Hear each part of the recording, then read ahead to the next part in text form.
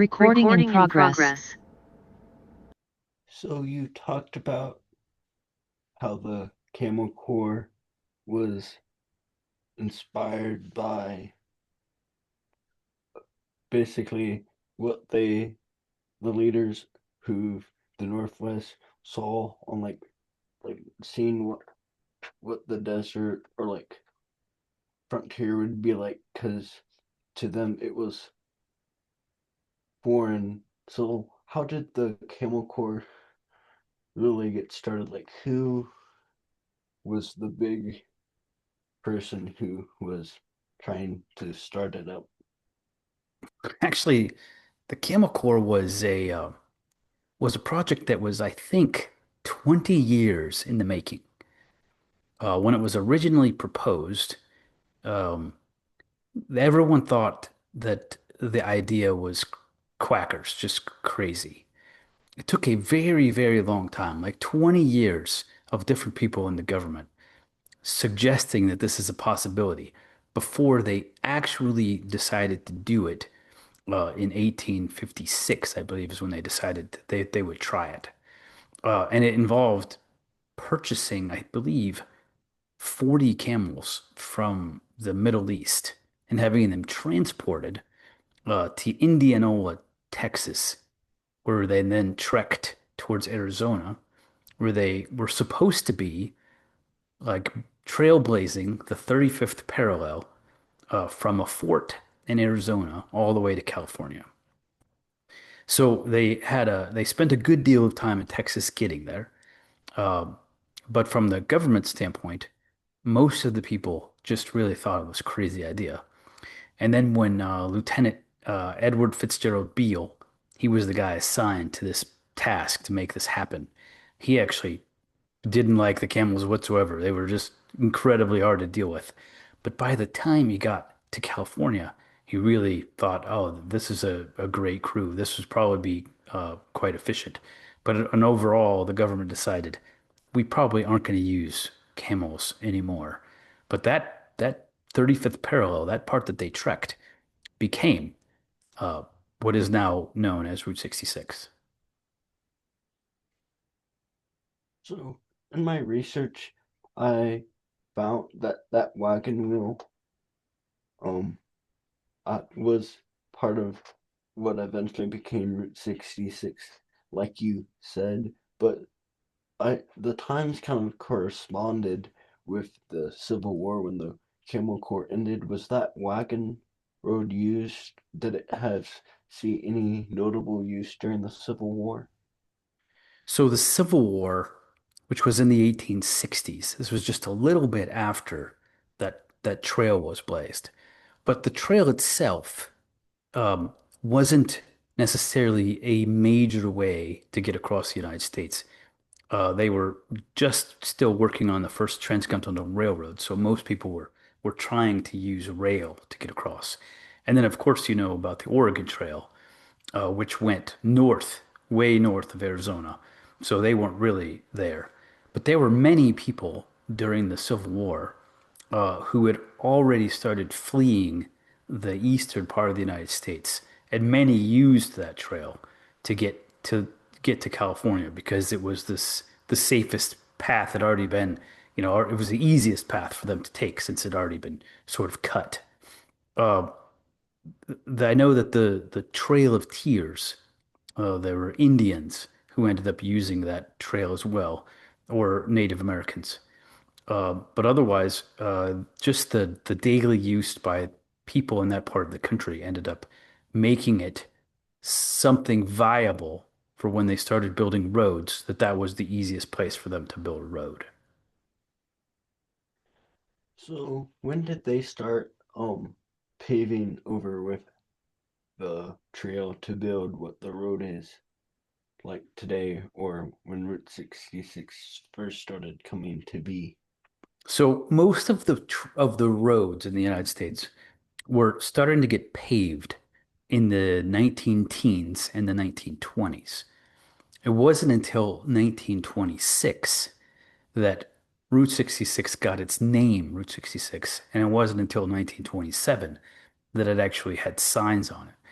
when the different parts of it were paved were definitely part of the 1920s when the different states were vying for the government to call out their road as a major road.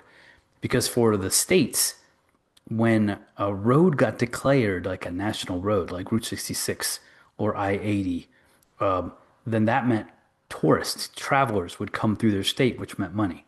So for them, it was a big deal to make sure that their roads were ready. And it was Kansas that fought the most to get Route 66 declared a national road. And it was originally labeled Route 60. And they had to fight Kentucky that wanted the road 60. And they ended up coming up with 66 because, it sounded interesting. But otherwise, the paving is all a late teens, 1920s part. And which part got paved when, it's a pretty big road. So sort of Yeah. depends on the state. So that wagon road is kind of overshadowed by Route 66. What is something notable that you think people should know about the wagon wheel or wagon road that Well, eventually became Route 66? sometimes I think of a story and it takes me a second to remember the name of the guy. Do you remember who flew the Spirit of St. Louis? Who was that? I will think of it in a second. Well, there along that wagon road across Arizona, there were a couple of airports built, and those airports became important uh, places for the mail. To the mail planes to stop. So that road became somewhat of an important area going from the east to the west. And those airports, the right on Route 66, they definitely made it an important part of travel. So until the airports started popping up along that trail, was there no really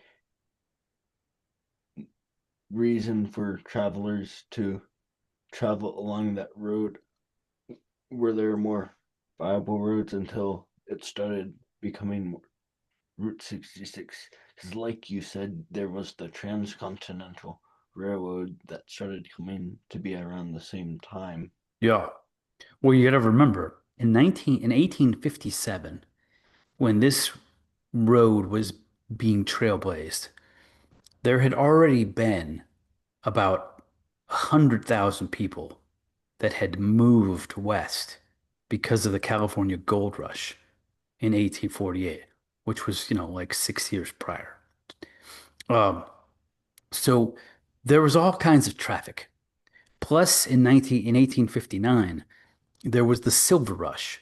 So then there was another 100,000 people that went that direction. And they didn't exactly know how to get there. They went west. So depending on where they were in the country, the wagon road of Route 66 became important to them in order to get west. And then when they got west, getting like to the mining areas, that was a separate task.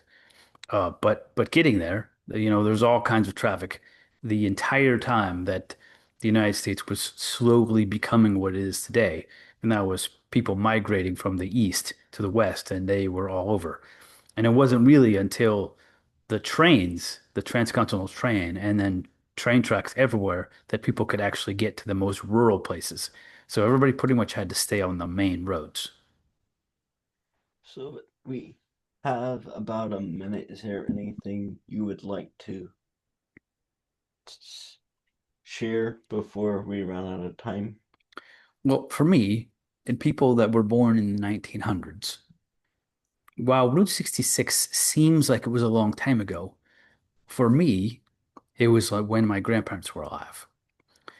But one thing I think people should remember about the history of the United States is that the origin or the 18 or was it the 1926 establishment of Route 66, that is actually closer in time to the Civil War and to the death of Thomas Jefferson than it is to today.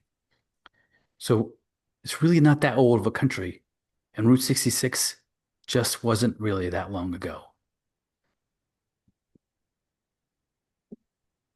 Thank you.